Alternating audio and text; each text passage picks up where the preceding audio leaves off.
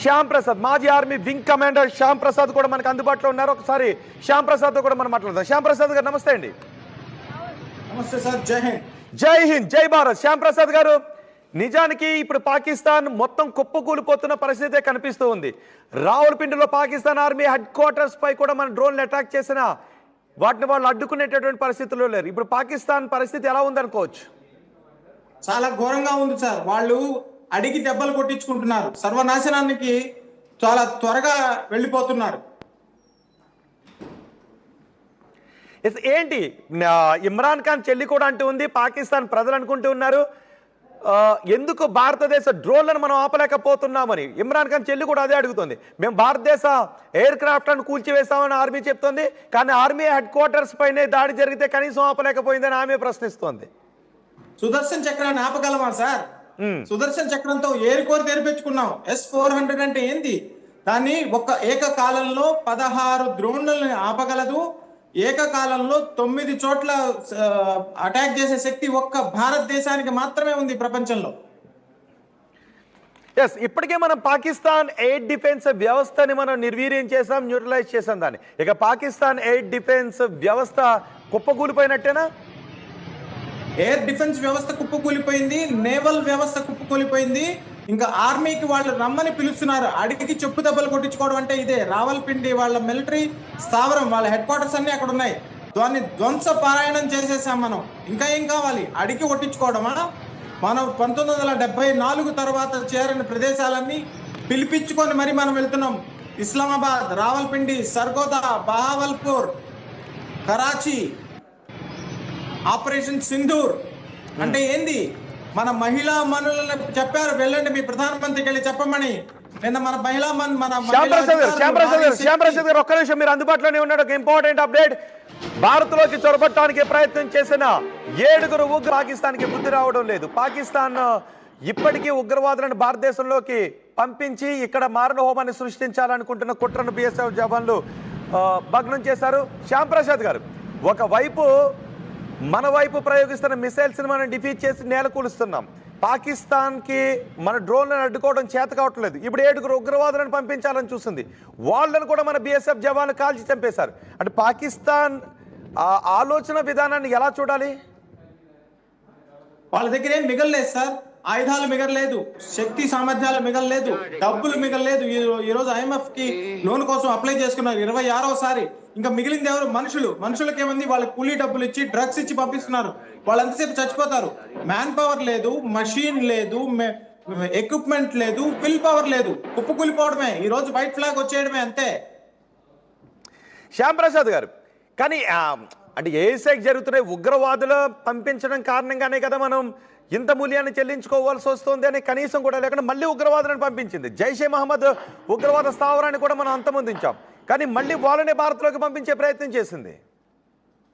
Sir, ప్రపంచం మొత్తంలో దేశాలకి ఆర్మీలు ఉంటాయి సార్. పాకిస్తాన్లో ఆర్మీకి ఒక దేశం ఉంది, కానీ ఆ దేశాన్ని కూడా కోల్పోతున్నారు వాళ్ళు. 1971లో వాళ్ళు బంగ్లాదేశ్ని కోల్పోయారు. ఇప్పుడు బలూచిస్తాన్ని కోల్పోవచ్చు, ఖైబర్ పఖ్తూనాని కోల్పోవచ్చు. కరాచీ ఆల్రెడీ వెళ్ళిపోయింది. వాళ్ళ శక్తి సామర్థ్యాలన్నీ, వాళ్ళ తెలివితేటలన్నీ వాళ్ళు టెర్రరిజం మీదే పెట్టారు. ఎంత దౌర్భాగ్యమైన పరిస్థితి, స్వయంకృతాపరాధం. శ్యామ్ ప్రసాద్ గారు, మన ఆర్మీ హెడ్ క్వార్టర్స్ నే పేల్ చేస్తాం.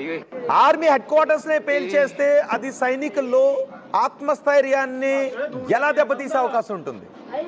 ఎంత పెద్ద అవమానం సార్. 1971లో 90,000 మంది సైనికులు సరెండర్ అయ్యారు. అంతకన్నా గొప్ప ఘోరమైన అవమానం ఇది. సైనిక్ హెడ్ క్వార్టర్స్ నే, military head quarter Rawalpindi military head quarters, Islamabad వాళ్ళ పాలనా వ్యవస్థ, పార్లమెంట్ ఉంది. రెండింటి దగ్గరికి మనం వెళ్ళిపోయాం. అడిగి పిలిపించుకున్నారు వాళ్ళు. 1971 తర్వాత మనం వెళ్ళని ప్రదేశాలన్నిటికీ వాళ్ళు స్వయంగా ఆహ్వానించి పిలిపించుకున్నారు. ఇంతకన్నా దౌర్భాగ్యం ఉంటుందా?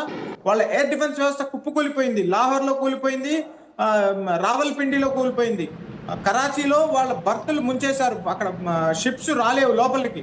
ఇంకా మిగిలింది ఏంది? ఆర్మీ కూడా వెళ్ళి ఒక్కసారిగా పిఓకి మొత్తంగా ఆక్యుపై చేసేసుకుంటే వాళ్ళు ఏం చేయ ఆహాకారాలు, వాళ్ళ ప్రజలు తిరగబడతారు. అవకాశం ఉందంటారా? పిఓకేని ఇప్పుడు స్వాధీనం చేసుకునే అవకాశం ఉందంటారా? పిఓకేని స్వాధీనం మన కంట్రోల్లో ఉంది. మన ఇష్టం, మనం అనుకున్నప్పుడు చేసేయచ్చు. ఓకే, ఈ ట్విన్ సిటీస్ పైన నిజానికి ఇది పెద్ద అవమానమే. అంటే ప్రజల్లోనూ ఆత్మస్థైర్యం నశించిపోతుంది, ఇక ఆర్మీలో కూడా ఆత్మస్థైర్యం నశించిపోతుంది. ఒక్క డ్రోన్ ని కూడా భారత వైపు నుంచి వచ్చి ఒక్క డ్రోన్ కూడా మనం ఆపలేకపోయామని. ఇలాంటి సమయంలో కూడా వాళ్ళు ఒక ఫైటర్ జెట్ వేసుకొని ఇప్పుడు మనపై యుద్ధానికి వచ్చే అవకాశం ఉంటుందా? ఒక పైలట్ ను కూడా మనం పట్టుకున్నాం.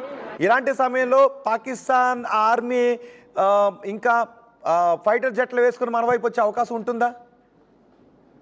వాళ్ళ దగ్గర మనకి ఫ్రీ పాస్ ఇచ్చేసారు.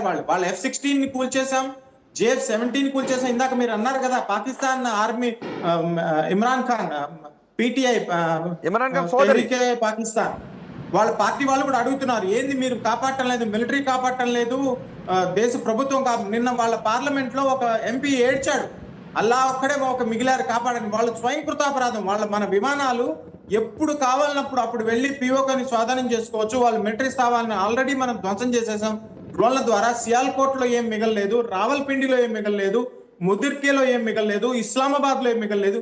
ఇంకేం మిగిలిందని వాళ్ళు ఏం విమానాలు పంపించాలంటే పైలట్లు ఉండాలి, పైలట్లకి ఆత్మస్థైర్యం ఉండాలి. ఇప్పుడు ఆ పాకిస్తాన్ సైన్యం ఆత్మస్థైర్యంతో ముందుకొచ్చే అవకాశం ఉంటుందా ఇలాంటి పరిస్థితుల్లో? కనీసం ఒక్క డ్రోన్ ని, కనీసం వాళ్ళు పంపించినటువంటి ఒక్క టార్గెట్ ని ఇక్కడ హిట్ అయినా, ఒక్క డ్రోన్ ని మన డ్రోన్ అక్కడ ఆపగలిగిన బహుశా ఒక బ్రేకింగ్ శ్యామ్ ప్రసాద్ గారు ఒక్క నిమిషం. మిసైల్ ఆనవాళ్ళు కూడా ఇప్పుడు వాళ్ళు మిసైల్స్ ప్రయోగించారు, కానీ వాటన్నిటిని కూడా మనం డిఫీట్ చేసాం. ఆ డిఫీట్ చేసిన శిథిలాన్ని పరిశీలించిన తర్వాత అవి చైనా తయారు చేసిన మిసైల్స్ గా మనం గుర్తిస్తున్నాం. అంటే అమెరికా పంపించిన యుద్ధ విమానం వాళ్ళ దగ్గర కూలిపోయింది, మనం కూల్చేసాం. చైనా నుంచి కొనుగోలు చేసిన యుద్ధ విమానాన్ని కూల్చేసాం. చైనా నుంచి కొనుగోలు చేసిన ఎయిర్ డిఫెన్స్ వ్యవస్థని కూల్చేసాం.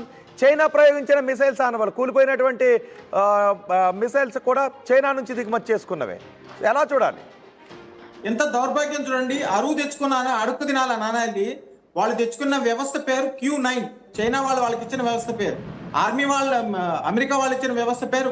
ఇవన్నీ కూడా ఎయిర్ డిఫెన్స్ సిస్టమ్, వాళ్ళ మిసైల్స్ కూడా జామ్ అయిపోతున్నాయి. అంటే ఏంది, చైనా అమెరికాలే వాళ్ళకి పాస్వర్డ్స్ ఇవ్వటం లేదు. మరోవైపు ఏంటి, మన దగ్గర ఉన్న వ్యవస్థ అంతా made in India.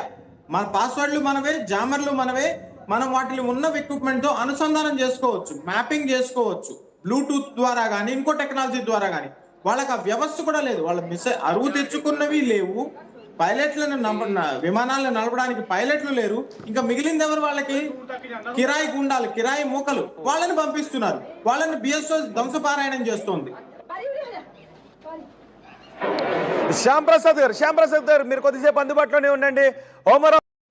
Shyam Prasad గారు, పాకిస్తాన్ పైన మనం డ్రోన్లను ప్రయోగించిన అడ్డుకోలేకపోయారు. ఇప్పుడు మనం చినాబ్ నది గేట్లను కూడా ఎత్తివేసాం, వాటర్ బాంబును కూడా మనం యూజ్ చేసుకున్నాం. అంటే ఇక పాకిస్తాన్ కంప్లీట్ గా అన్ని రకాలుగా నష్ట దిగ్బంధంలో ఉన్నట్టుగా. ఇప్పుడు పాకిస్తాన్ ఏం చేయగలుగుతుంది? ఏమీ చేయలేదు సార్. మీరు ఒక విషయం గుర్తించండి, అబోటాబాద్ లో ఒసామా బిన్ లాడెన్ ని 5 ఏళ్ల పాటు పెట్టుకున్నారు. రావల్పిండికి కొద్ది దూరంలోనే ఉంది అబోటాబాద్. అమెరికాకి 5 ఏళ్లు పట్టింది అది కనుక్కోవడానికి. మనం 3 రోజుల్లో 6 రాత్రి 7 రాత్రి 8 రాత్రుల్లో పాకిస్తాన్ మొత్తం ప్రయాణం చేసి వచ్చాం. 9 రాత్రి కాళరాత్రి కాదని గ్యారంటీ ఏమిటి? లేదు. అందుకే ఈ మీటింగ్ ఇప్పుడు. ఒక్కసారిగా మనం చినాబ్ నది దగ్గర వాటర్ను కూడా లిఫ్ట్ చేసాం. ఆ లోతట్టు ప్రాంతాలపై వాటర్ బాంబును కూడా వదిలాం మా సరిహద్దుల్లో. నీరు అనేది ప్రాణదాయిని. వాళ్ళ నీళ్లను కూడా గౌరవించలేదు. ఇండస్ వాటర్ ట్రీటీని మనము సముద్ర వాతావరణంలో వాళ్ళకి ఒక గ్రేసియస్ గా మనం 80% వాళ్ళకి ఇచ్చాం. వాళ్ళు ఏం చేస్తున్నారు, ఆ నీళ్లను కూడా నీళ్ల పక్కన, కెనల్స్ పక్కన ఆర్మీ కంటోన్మెంట్లు కట్టుకుంటున్నారు, ఆర్మీ బంకర్స్ పెట్టుకుంటున్నారు. ఆ ఇంటెలిజెన్స్ ద్వారా మనకు ఆ విషయం తెలిసింది. మనం ఏం చేసాం, నీళ్ళనంతా ఒకసారి ఖాళీ చేసాం, ఒకసారి ఎత్తి మూసేసాం. వాళ్ళ ఆర్మీ ఇన్స్టలేషన్స్ అన్ని కెనల్స్ పక్కనే ఉన్నాయి, అవన్నీ కూలిపోయినాయి. రాజ్నాథ్ సింగ్ త్రివిధ దళాల అధిపతులతో సమావేశమయ్యారు. CDS కూడా ఈ సమావేశంలో ఉన్నారు. అంటే నెక్స్ట్ ఏం జరగబోతుంది? ఈ సమయంలో ఈ మీటింగ్ చాలా కీలకమైన మీటింగ్. త్రివిధ దళాల అధిపతులతోనూ రక్షణ శాఖ మంత్రి సమావేశమయ్యారంటే నెక్స్ట్ ఏం జరగబోతుంది అనుకోవచ్చు అంట. ఇప్పటి వరకు మనము ఎయిర్ సుపీరియారిటీ స్థాపించాం. వాళ్ళ ఎయిర్ డిఫెన్స్ ధ్వంసం అయిపోయింది.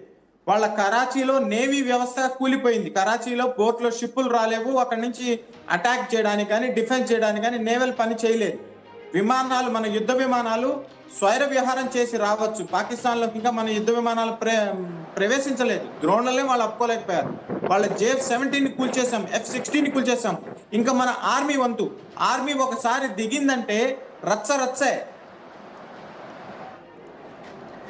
ఎస్, ఒమర్ అబ్దుల్లా జమ్మూ కాశ్మీర్లో కాలేజ్ దగ్గరికి పాకిస్తాన్ ఇంకా కవ్వింపు చర్యలకు దిగుతూనే ఉంది.